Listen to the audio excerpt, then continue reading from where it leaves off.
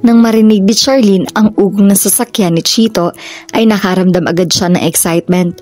Ang unang reaksyon niya ay ang magtatakbo pababa para salubungin ito. Umayos ka nga, sita niya sa sarili. Sus, kunwari ka pa. Kanina po mo pa nga siyang hinihintay. Anang isang tinig ng isip niya. Of course not. Kontra niya. Dahil doon, imbes bumaba ay pinigilan niya ang sarili niya. Inasikaso muna siya si Mart. Pinadede niya ito at kapag kuwan ay pinagdighay. Ilang minuto na ang nakalilipas ay hindi pa siya kinakatok ni Chito. Gaya ng nakaulagalan nito tuwing dumarating, nang mainip siya sa kahihintay ay hindi na siya nakakapagpigil. Siya na ang bumababa. Halfway down the stairs, she froze. May bisita pala ito. Maganda ang babaeng kasama nito. Masaya nagkakwentuhan ng dalawa habang may hawak na tig-isang baso ng juice. Hindi niya alam kung bakit tila may kumurot sa puso niya sa nakita. Kaya naman pala parang hindi ito interesado na makita sila ay dahil abala ito sa magandang babaeng kasama nito. Ano kaya nito ang kasama nito? Bakit gusto mo pang malaman? Ano bang pakialam mo? Hindi rin niya alam ang sagot sa tanong ng munting na tinig na nasa isip niya. Ang alam lang niya, parang kinukurot ng pino ang puso niya habang nakatunghay siya sa dalawa. She saw the woman toss her head and laugh out loud at something he said. Hindi na niya itinuloy ang pagbaba. Mabuti na lang at hindi siya napansin ng mga ito. Kung sa bagay, paano ba pa siya mapapansin ng mga ito kung ganoong nakatutok ang buong atensyon ng mga ito sa isa't isa? Mabigat ang mga hakbang na bumalik siya sa kwarto. Nang tawagin siya ni Manang Aida para maghapunan, ay sinabi niya rito na hindi na muna siya sasabay kumain. Nagdahilan siya na busog siya. Ilang minuto lang ang lumipas ay may kumatok sa pinto ng kwarto niya. Si Chito ang pinagbuksan niya. Are you okay? Tanong agad nito. Bakas ang pag-aalala sa tinig nito. Oo naman. Bakit ayaw mong kumain? Hindi sa ayaw ko. Nagmerienda kasi ako kanina kaya parang busog pa ako. Pagsisinungaling niya, pinagmasdan siya nito. Sigurado ka? Oo, sure na sure. Pinilit niyang pag-aanin ng tinig niya. Ayaw niyang mahalata nito na may dinaramdamang puso niya. Sige na, kumain ka na. Baka mainip ang bisita mo. Muntik na niyang maidugtong. Okay, if you say so. Pagkasabi niyo na iniwan na siya nito. The fact that he didn't try to convince her to join him made her feel worse. Pero bakit ba sasama ang loob niya dahil doon? Dapat na talaga akong umalis kung ano-ano nang nararamdaman ko. Ayaw rin niyang masaksihan pa ang panahong magkakaroon nito ng girlfriend para masakit iyon. Natigilan siya. Bakit magiging masakit? Ayaw niyang isipin ang dahilan. Panahon na rin para matuto akong tumayo sa sarili ko mga paa. Pagdadahilan na lang niya. Charlene should be relieved. Sa wakas ay nagawa niyang makaalis sa poder ni Chito. As time passed by, she was slowly getting used to being alone again. Bago pa siya umalis sa bahay nito, ay kinausap na niya ang yaya na inirekomenda ni Manang Aida. Ilang araw din niya itong sinubukan muna. Sa kabutihang palad, mukhang matino naman ito magtrabaho at sa palagay niya ay magkakasundo sila. Sa mga unang araw niya sa bahay niya, inaamin niya na mababaliw-baliw siya sa lungkot at pangungulila. Puno kasi ng mga alaala ang buong bahay. Pero aaminin niyang may bahagi ng pangungulila niya na kay Chito nakalaan. Natural lang siguro iyon. Ilang buwan din niya itong nakasama. And he helped her get through one of the roughest patches of her life. But she was starting to take control of her life and that was an achievement as far as she was concerned. Sa ngayon ay tumatanggap siya ng online copywriting jobs. Iyon muna ang pagkakaabalahan niya habang tinatansya pa niya ang susunod niyang hakbang. Sa umaga siya nagtatrabaho para mula pagkatanghali ay may oras na siya kay Baby Mart. Nagsisimula na siya makabangon mula sa pighati kahit paano. Pero may mga pagkakataon na nararamdaman pa rin niya ang lungkot na dulot ng kanyang pag-iisa. Ang dapit hapon ang pinakaayaw niyang oras. May kung anong panglaw na idinudulot sa kanya ang paglubog ng araw. Kaya sa mga pagkakataong iyon, kapag gising din lang si Mart ay dinadala niya ito sa parking malapit sa tinitirhan nila. Halos kararating lang nila noon ng isang hapon nang may matanaw siyang palapit sa kanila. Chito, bigla ay parang ang gaan ng pakiramdam niya pagkakita niya rito. Napatayo siya sa bench na inuupuan niya. Hindi niya inaasahan na makikita pa niya ito. She thought he had every intention of staying away for good. Sabi nila na nagpunta raw kay Rito, kaya sumunod na lang ako. Nito nang makalapit. Si Lena ang kasambahin nila. Kumusta ka na? Magkasabay na tanong nila. Nagkatawanan sila.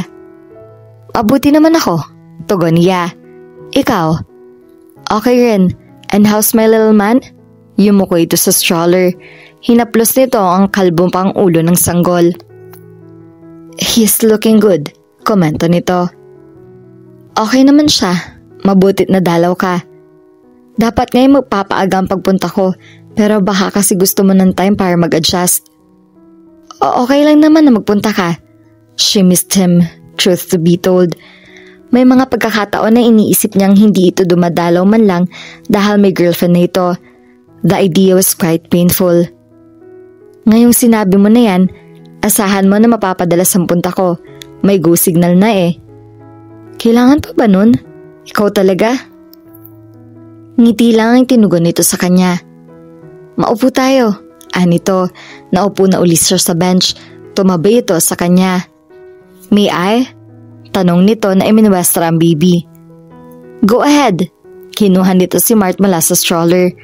Parang ang bilis niyan lumaki. Nito, hinahagkan-hagkan nito ang mga paa ng baby habang karga nito iyon. Maya-maya ay naghikab si Mart. Kapag kuwan ay namungay ang mga mata nito. Ibinalik na nito ang baby sa stroller.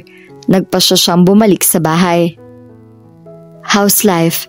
Tanong nito sa kanya habang naglalakad. Good, I guess. Ikaw? Same answer, nito. Gaya-gaya. Nagkatawa na naman sila, pero naglaho iyon na magtama ang paningin nila. She feasted her eyes on him.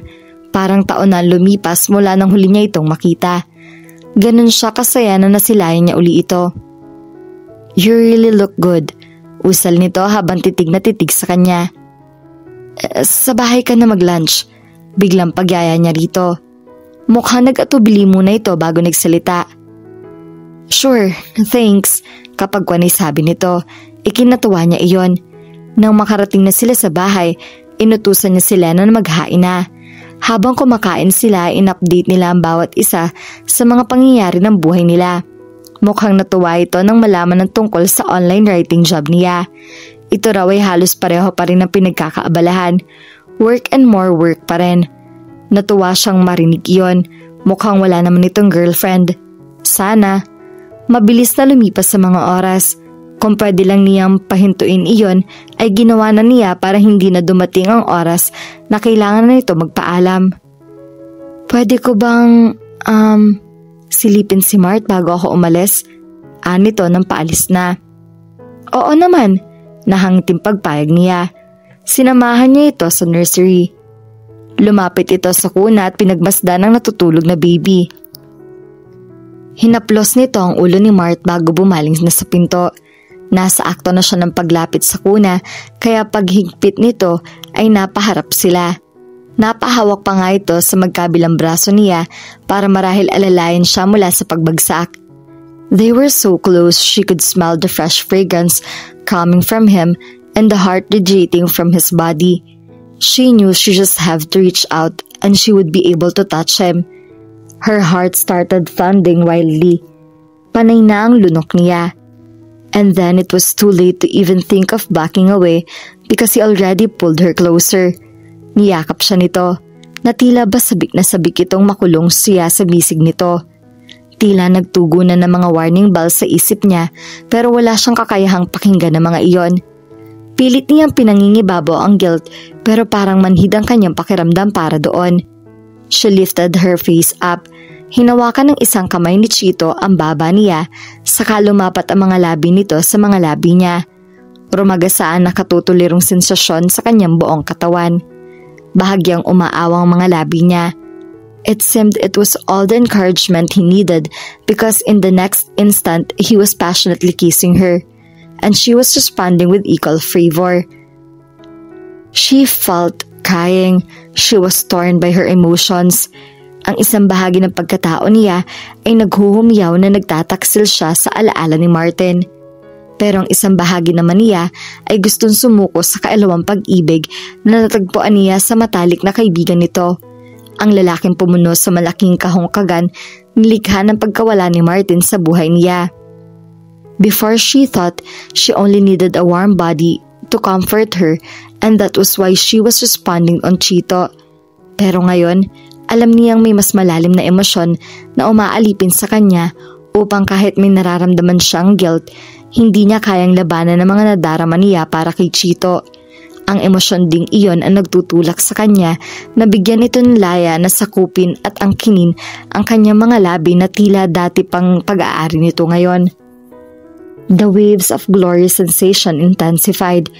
Parang hindi na siya kontento sa simpleng halik lang. She was longing for more.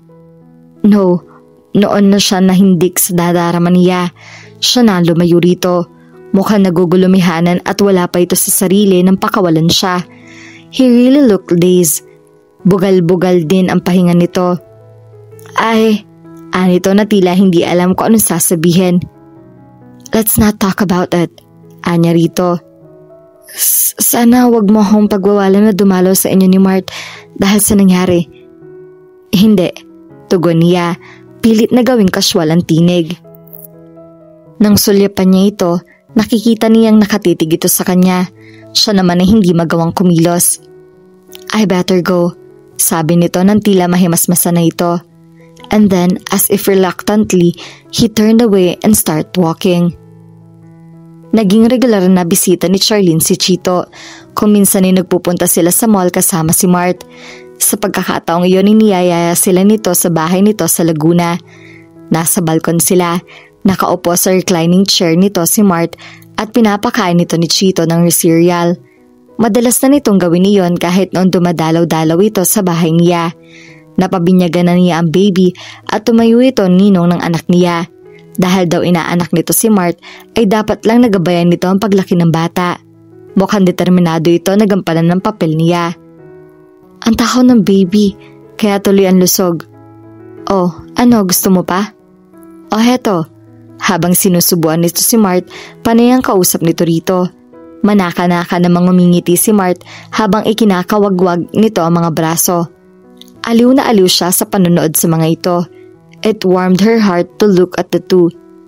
Kagaya ni Chito, may cleft chin at dimples din si Mart. Dahil siguro madalas na nagkakasama ang dalawa, kaya parang nagkakahawig na nito ang anak niya.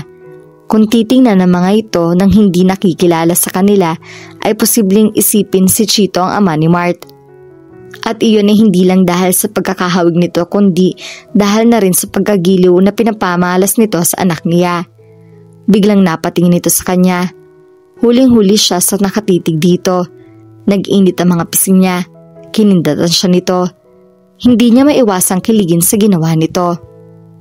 Mart had grown so much and so fast para may sumasaklot sa dibdib ni Chito kapag tinitingnan niya ito. Anak nila ito ni Charlene. If only they could become a family in the real sense of the word. He tried to stay away. Ilang beses na gusto sana niyang pumunta sa bahay nito pero pinipigilan niya ang kanyang sarili. He knew she should put some distance between him and Charlene and the baby but he really found it so hard to do. Martin might be gone but he couldn't encroach on his friend's territory. Kahit ilang beses na rin niyang nahalikan nito, hindi yun kasiguruhan na mamahalin siya nito gaya ng nararamdaman nito para kay Martin. Maaring nasa punto lang ito ng kahinaan nito sa mga pagkakataong iyon. Nilingon niya si Charlene. Natuklasan niya nakatitig ito sa kanya. Tila lumaktaw ng tibok ang puso niya pero pinili niyang pigilan ang nadarama. Kinindatan lang niya ito para kunwari nagbibiro siya. He saw her blush and seeing her do so made his heart sing. Mabilis lumipas sa mga araw. Matagal nang nakapagbabanglok sa kay Martin si Charlene. And before they knew it, Mart was turning 1. Araw iyon ng birthday party nito. Panay ang kuha ng video ni Chito. He was acting like a proud father. Heck, he really was a proud father. Aliw na aliw siya sa bata. Bibong-bibo si Mart at gwapo pa. Nagugulat na siya na hindi napapansin ng mga nakakakita rito na malaki ang pagkakahawig nito sa kanya. Kung sabagay, medyo magkapareho ang tabas na mukha nila ni Martin. Wala nga lang itong dimples at cleft chin tulad ng sa kanya. At dahil hindi naman ipinapaalam ng mag-asawa kung paano nabuo ang bata, tiyak na ipinagpapalagay ng mga ito na si Martin ang ama. There were times when their eyes see what they wanted to see. Kaya siguro features ni Martin ang nakikita ng mga ito sa bata.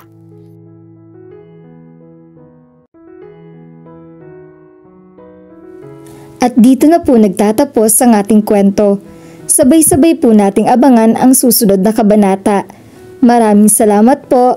God bless and stay safe.